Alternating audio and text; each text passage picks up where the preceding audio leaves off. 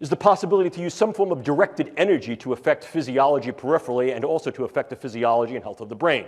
I can create small robotic units, controllable robotic units at the nanoscale, and that these too can be aerosolized to create a nanoswarm of biopenetrable materials that you cannot see, that are able to integrate themselves through a variety of membranes, mucous membranes, and wherever, mouth, nose, ears, eyes, can be then uptaken into the vascular system to create clumping, can affect the vascular system of the brain, or can directly diffuse into the brain space, and these can be weaponized. Agents that will either change individuals' thoughts, vulnerabilities, volatility to violence and aggression, or incur morbidity, dysfunction, and or mortality in such a way as to then mitigate the engagement altogether. The brain is and will be the 21st century battlescape in many ways.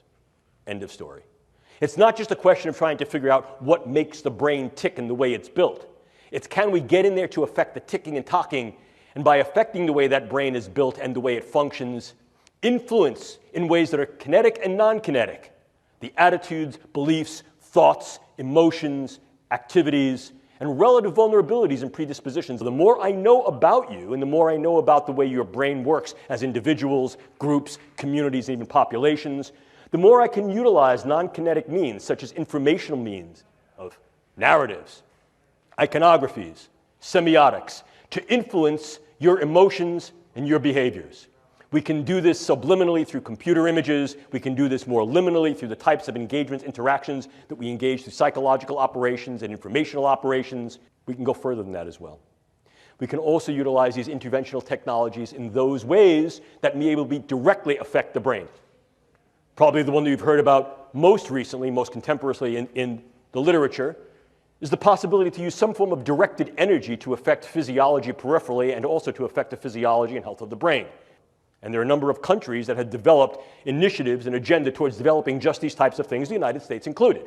The more we understand the specificity of the brain on a very granular level, the more we're able to derive and develop particular types of drugs that not only can enhance and optimize the performance of our people, but can also be used to mitigate, militate, and in some cases manifest profound morbid changes in their people. In other words, against a hostile other. We can go further to implant certain brain-machine interfaces. These are many of the DARPA programs that you may hear of now. The idea here is to put minimal-sized electrodes in a network within a brain through only minimal intervention to be able to read and write into the brain function in real time, remotely. The United States is not alone in such effort. So, how then can we use these elements as weapons? And we can do that in a number of ways.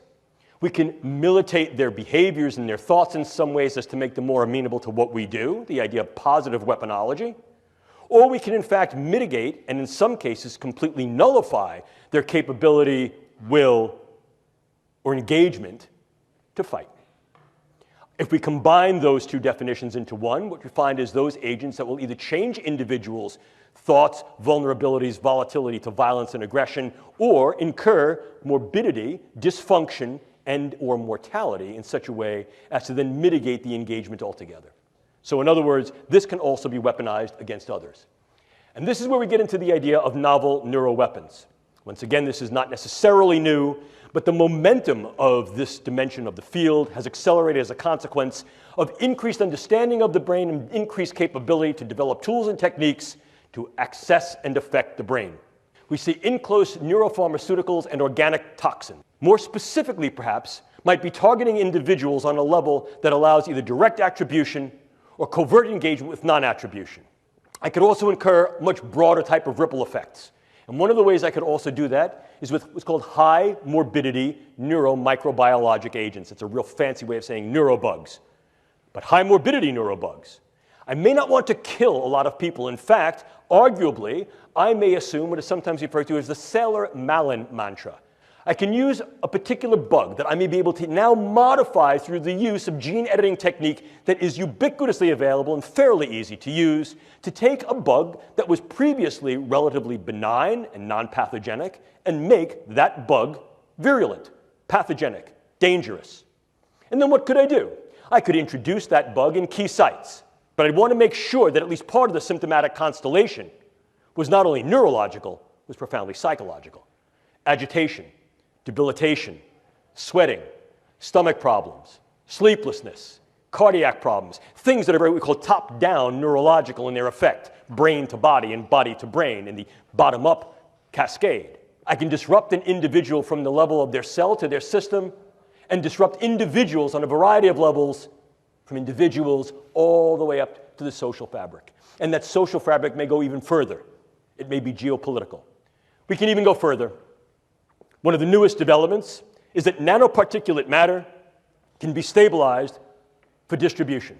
If you're not aware of what nanoparticulate matter is, it's that matter which exists on a scale of 1 × 10⁹. Very, very small. Smaller than a cell.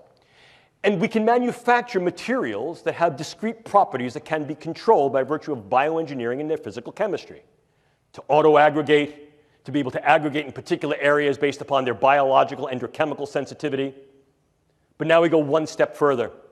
Most recently, just a few weeks ago, it was announced that you could then aerosolize nanomaterials.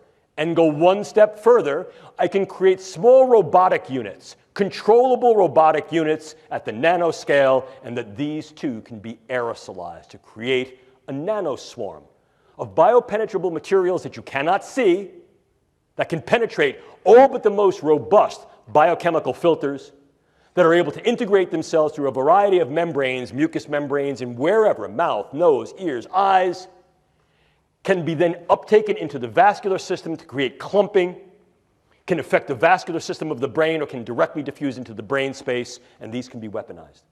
And they can be done in such a level that their presence is almost impossible to detect, and as such, the attribution becomes exceedingly difficult to demonstrate. But let's keep going. Could I also utilize a whole host of devices to be able to affect individuals close in, for example, during interrogations, during social engagements, during human terrain team engagements, or more remotely, in a room, in a theater, in an airplane, in a bus, in a store, in a mall? The answer is increasingly yes. The idea here is can we utilize neuroscience and technology? And if the answer is yes, we can, should we? And if the answer there is we already are, and there are some domains and dimensions by which use should be advocated, for example, non-lethality, least harm, doing less harm than other forms of interventions and engagements that are currently in use, being able to mitigate individuals' capacity or willingness to engage in volatility. In other words, improving the capacity for individuals to gain capability to get along, well, perhaps there's some value there.